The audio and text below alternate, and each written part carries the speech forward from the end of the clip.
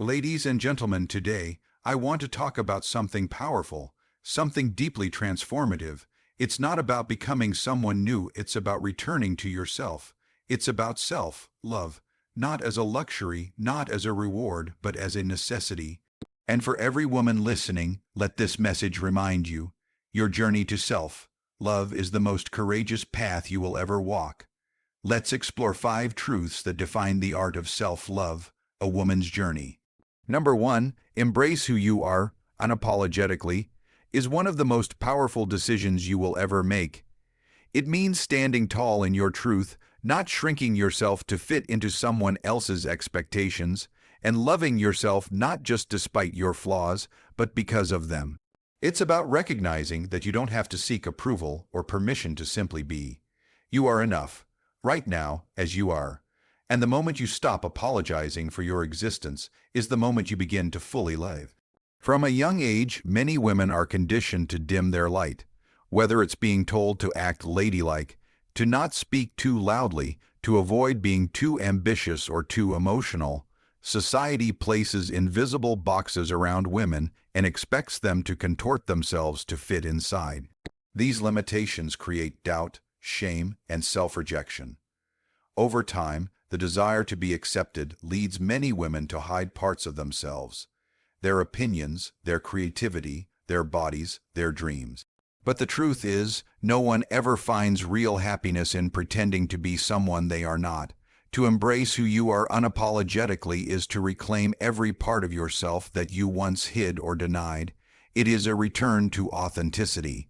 It's giving yourself permission to feel deeply, to speak boldly, to walk confidently in your own skin. It's recognizing that your uniqueness is not something to be fixed, but something to be celebrated. You weren't meant to blend in. You were meant to stand out in all your color, all your texture, all your complexity. This kind of self-acceptance doesn't happen overnight. It requires unlearning the voices that told you you're too much, too loud, too opinionated, too sensitive, too quiet, too strong, too weak. It means challenging every narrative that told you you had to be something other than who you are to be loved or worthy. It is not arrogance. It is self-respect. It is not rebellion. It is self-truth. It's waking up and choosing to look in the mirror without judgment, choosing to treat yourself with the same kindness you offer others, choosing to stop apologizing for being real. Loving yourself unapologetically also means embracing your past.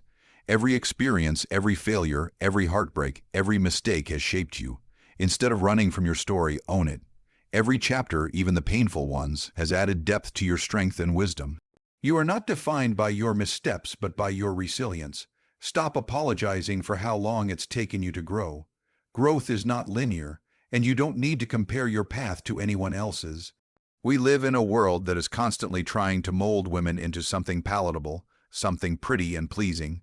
But you are not here to make everyone comfortable. You are not here to be perfect. You are here to be real, and real is messy, raw, and magnificently powerful. The most magnetic thing a woman can be is herself.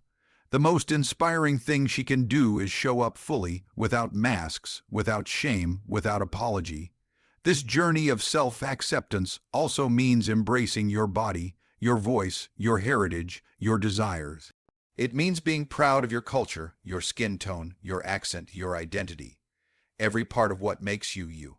When you choose to honor yourself as you are, you break cycles. You become a mirror for other women to do the same. Your courage becomes permission for others to stand in their truth.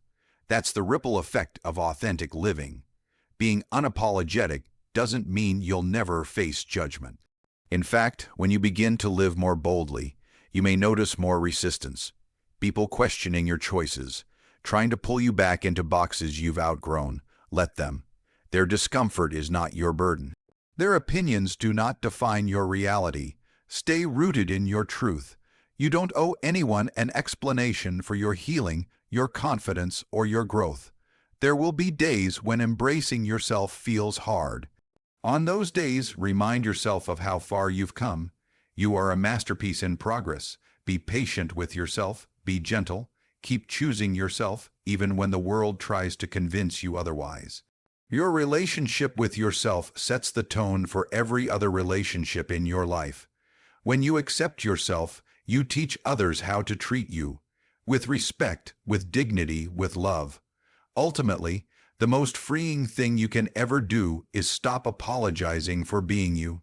Because you are not too much, you are not too little, you are not a mistake. You are a woman learning, evolving, creating, and rising. And you don't have to explain your existence, your choices, or your brilliance to anyone. You belong in every room you walk into. You belong in your own life just as you are. So step forward, not in fear, but in truth. Speak, not to be accepted, but to be heard. Love yourself, not someday, but today.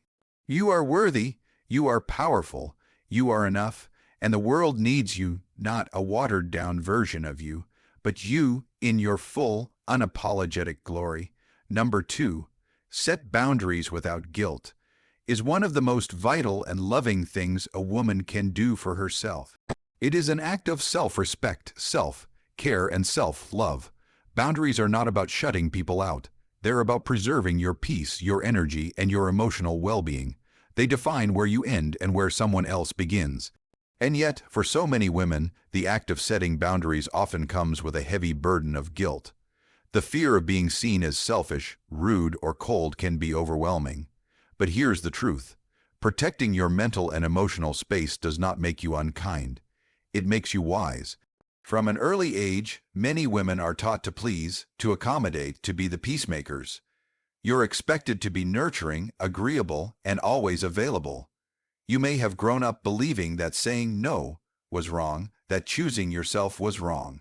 And over time, this conditioning makes it incredibly hard to draw the line when something no longer feels right.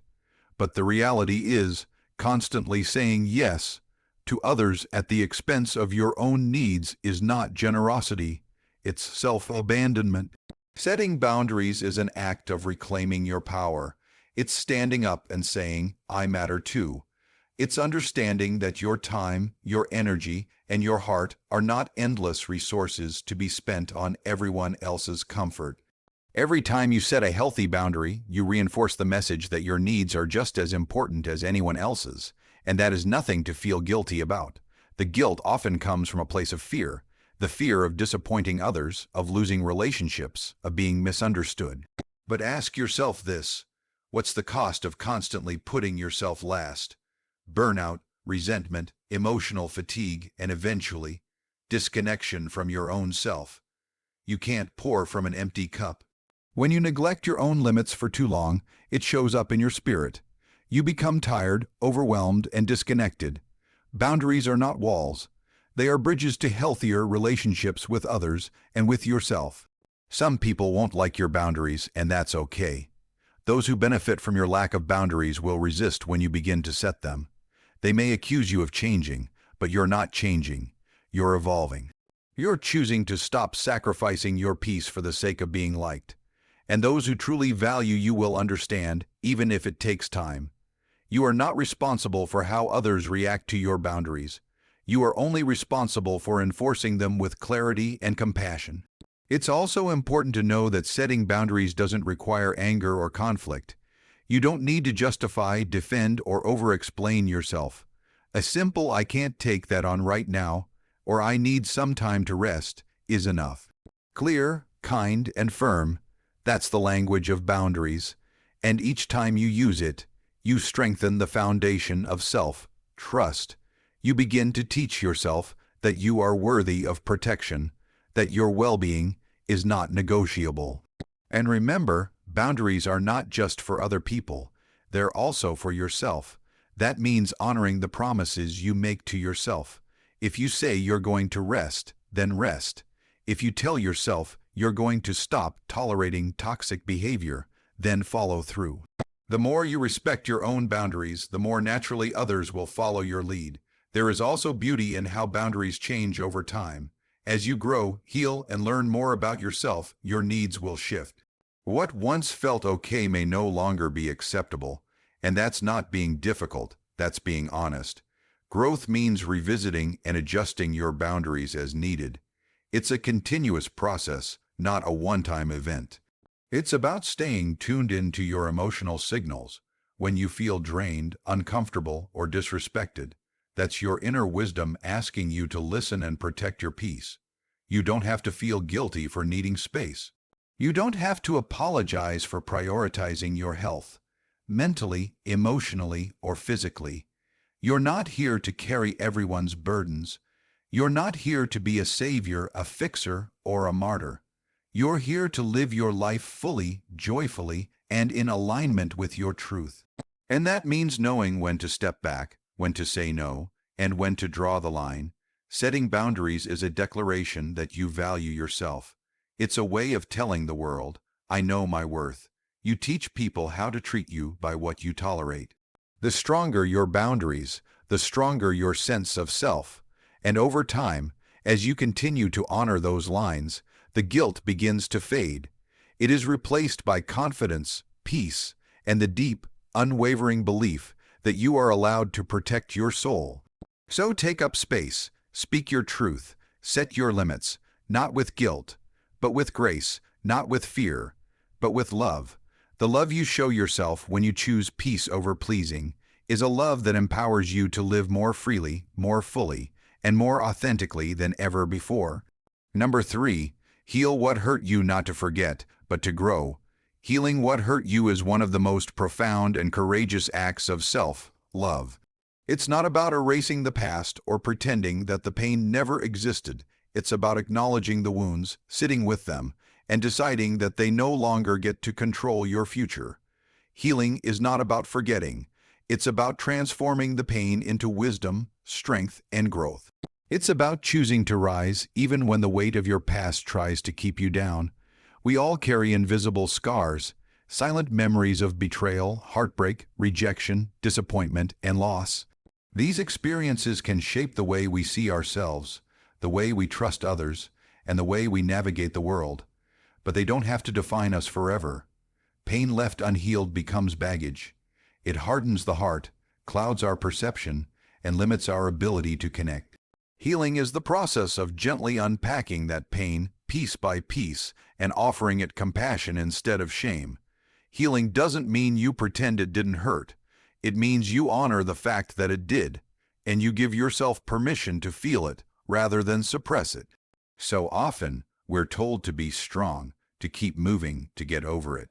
But real strength lies in allowing ourselves to feel deeply, to break open, to grieve what was lost or what never was. It's okay to mourn your past. It's okay to admit that something damaged you. That admission is not weakness. It's the beginning of healing. The journey of healing is not linear.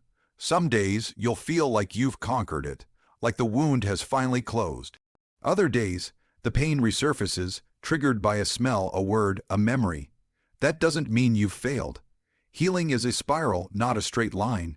You will return to old pain, but with a new perspective, greater strength, and deeper understanding each time. What matters most is your willingness to do the work, and healing is work. It's choosing to confront what you've avoided. It's learning to forgive, not necessarily for the sake of others, but for your own freedom. Forgiveness does not mean excusing what was done. It means refusing to let it poison your heart any longer. It's releasing the anger so you can make space for peace. It's releasing the blame so you can reclaim your power.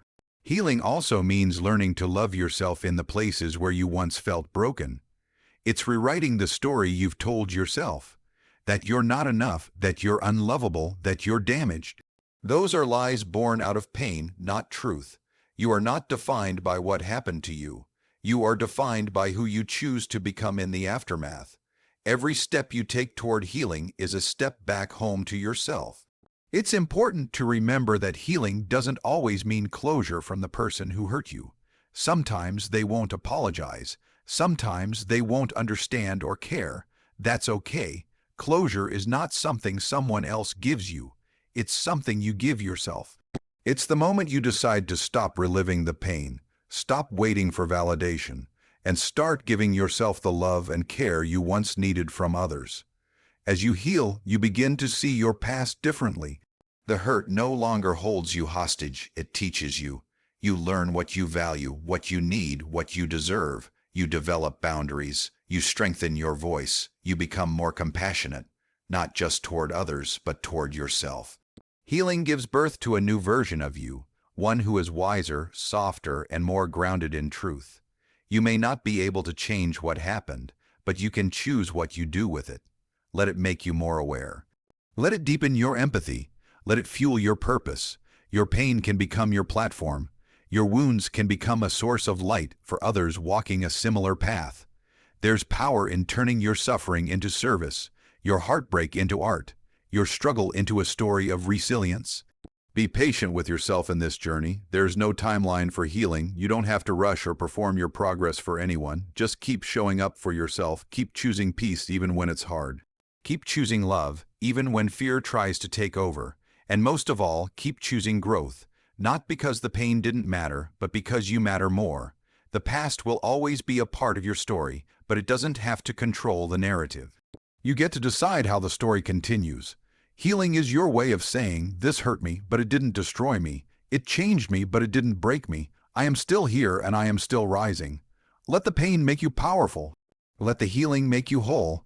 And let your growth be the most beautiful answer to everything that ever tried to bring you down. Number 4, speak kindly to yourself. It sounds simple, but for so many women, it's one of the hardest things to do. We live in a world that is quick to point out our flaws, our shortcomings, and our failures. Over time, those outside voices become internalized until we start repeating them in our own heads. The inner critic becomes loud, relentless, and cruel. It tells you you're not good enough, not pretty enough, not successful enough. It magnifies every mistake and minimizes every victory. But here's the truth: the way you speak to yourself matters. It shapes how you see yourself, how you show up in the world, and how you allow others to treat you. Kind self-talk isn't about ignoring reality or pretending everything is perfect. It's about choosing a tone of compassion instead of condemnation. It's about recognizing that you are a work in progress and treating yourself with the same gentleness you would offer to someone you love. When you make a mistake, you don't need to punish yourself with cruel words. Instead of saying, "I'm so stupid," try saying, "I'm still learning." That simple shift is powerful. It turns self-judgment into self-growth. Many women have spent years being their own worst critics. They pick apart their appearance in the mirror. They replay old conversations and criticize themselves for what they said or didn't say. They downplay their achievements and overemphasize their failures. But imagine if you spoke to your best friend that way. Imagine telling her she's not enough, that she always messes things up, that she should be ashamed. You wouldn't. You would lift her up, remind her of her worth, and encourage her to keep going. So why not do the same for yourself? Speaking kindly to yourself is not about ego, it's about healing. Every time you choose self-compassion, you begin to repair the damage that harsh self-talk has caused. You begin to rebuild trust within yourself. You begin to feel safe in your own mind, in your own heart. That safety is the foundation for confidence, peace, and authentic self-love. It's impossible to fully thrive when your inner dialogue is rooted in shame and self-doubt. Changing the way you talk to yourself takes time. It requires awareness and intentional effort. Start by noticing your thoughts. Pay attention to the tone of your inner voice. Is it critical? Is it impatient? Is it cruel? When you catch yourself being harsh, pause. Ask yourself, would I say this to someone I care about? If the answer is no, it doesn't belong in your head. Replace it with something gentler. Say, "I'm doing my best." Say, "I am allowed to have bad days." Say, "I am worthy even when I struggle." One of the most damaging lies we tell ourselves is that we have to be perfect to be lovable. But perfection is an illusion. It's okay to have flaws, to fall short, to feel broken sometimes. None of that takes away from your worth. You are not a failure because you have failed. You are not unlovable because you've made mistakes. You are human, and that humanity is what makes you beautiful. Speak to yourself in a way that honors that truth. Affirmations can be a powerful tool. They're not magic, but they are medicine. Saying things like, "I am enough," "I am strong," "I deserve happiness," can feel awkward at first, especially if your inner voice has been negative for a long time. But the more you repeat them, the more they begin to settle in. They become a counterbalance to the self-doubt doubt. Over time, they help rewire your beliefs. Self-kindness also means giving yourself credit. Celebrate your progress, even the small steps. Did you show up when it was hard? Did you keep going when you wanted to quit? Did you take a break because you knew you needed rest? Those are wins. Speak on them. Applaud yourself. You don't need to wait for someone else to acknowledge your growth. Your voice is the one that matters most. Another part of speaking kindly to yourself is allowing yourself grace in the midst of pain. Life is hard sometimes. Things won't always go as planned. You'll lose, you'll grieve, you'll struggle. In those moments, be gentle. Don't demand perfection from yourself when your heart is breaking. Don't expect endless strength when you're tired. Let your inner voice be a soft place to land, not another weight to carry. You have the power to change the narrative in your mind. You have the ability to speak life into your own soul. Be your own encourager. Be your own comfort. Be your own biggest supporter. The world can be tough, but your inner world doesn't have to be. Make it a sanctuary. Make it a place where you are reminded daily of your strength, your worth, and your beauty. At the end of the day, you are the one person you will spend your entire life with. So speak to her, the woman you are, with kindness, with love, with respect. She's been through enough. She deserves your grace. She deserves your compassion. She deserves to hear that she is doing just fine, that she is growing, and that she is deeply, unconditionally worthy, just as she is. Number 5. Celebrate yourself, even in small moments. In a world that constantly pushes for more, faster, bigger, and better, it's easy to overlook the quiet victories. It's easy to get caught up in chasing the next goal, the next milestone, the next level of success, and forget to acknowledge the beauty of progress in the present. But true self-love isn't just about celebrating grand achievements. It's about honoring the journey. It's about pausing to say, I did that. Even when no one else notices, even when it seems small. Every day, you are doing more than you give yourself credit for. Getting out of bed when you felt like staying under the covers. That's strength. Showing up for work, your family, or even just yourself when you were emotionally drained. That's courage. Saying no to something that doesn't serve you. That's growth. Taking a deep breath and trying again after you failed. That's resilience. These are not insignificant. These are not to be overlooked. These are moments that deserve celebration. Many women are taught to be humble to the point of invisibility. We're told not to make a big deal out of what we do, to minimize our accomplishments so we don't come off as arrogant or self-centered. But there's nothing arrogant about recognizing your own progress. In fact, it's essential. You cannot grow if you don't acknowledge how far you've come. You cannot thrive if you constantly downplay your efforts. Celebrating yourself is an act of radical self-recognition. It says, I see myself. I value myself. I honor the work I'm doing, even when it's unseen. You don't have to wait for external validation. You don't need a round of applause. The most powerful validation comes from within. When you begin to cheer for yourself, you shift your inner dialogue. You begin to trust your path, your pace, and your power. Sometimes the most meaningful growth happens in the shadows, in private moments no one else sees. It happens in the internal battles you win. The negative thought you don't believe this time, the urge you resist, the self-sabotage you stop just in time. These moments matter. They are signs that you are evolving, becoming more aligned with your truth, more rooted in your worth. That deserves recognition. Celebrating yourself is not about throwing a party every time you do something. It's about taking a pause. It's about saying, I'm proud of myself. It can be as simple as taking a quiet moment to reflect on your effort. It can be journaling a note of gratitude for your own perseverance. It can be treating yourself kindly at the end of a tough day, not because everything went right, but because you kept going even when things went wrong. This practice also rewires the way you view progress.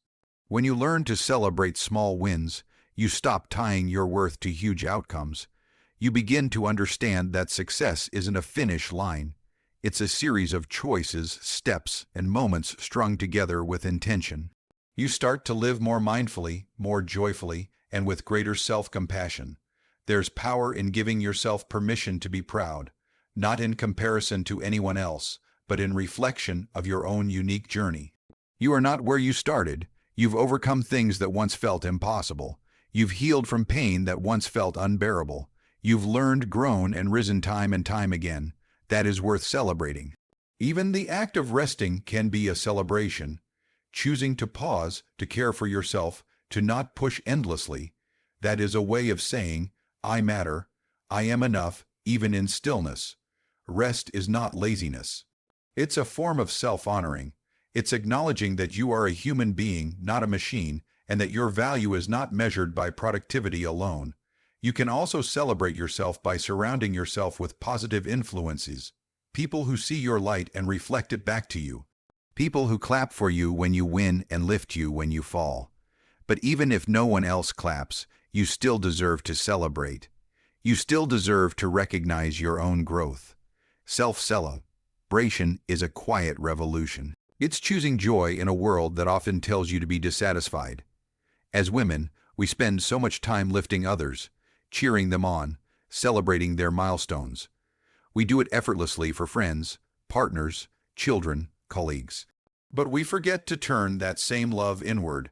Imagine what would shift if you treated yourself with the same pride you give to others. Imagine the confidence that would blossom if you made it a habit to say, I'm proud of me. You are not too much for doing this. You are not silly for clapping for yourself. You are building a foundation of self-love that cannot be shaken by others' opinions or by life's uncertainties. You are cultivating gratitude for who you are today, even as you grow into who you are becoming. So go ahead, celebrate the small wins, celebrate the quiet strength, celebrate the healing, the trying, the continuing. Life is made up of these little moments. And when you learn to honor them, you learn to honor yourself. You are worthy of celebration, not someday but now, not for being perfect but for being present, not for having it all together but for showing up, and that is enough. The art of self-love isn't about perfection, it's about presence. It's about being there for yourself the way you've always been there for others. It's not a destination, but a daily practice. And every step you take in love, in grace, in courage, is rewriting what it means to be a woman who chooses herself. So to every woman listening, you are worthy, you are powerful, and your journey of self-love is the most beautiful act of rebellion in a world that profits from your doubt. Choose you, love you, rise as you. Every single day, God bless you.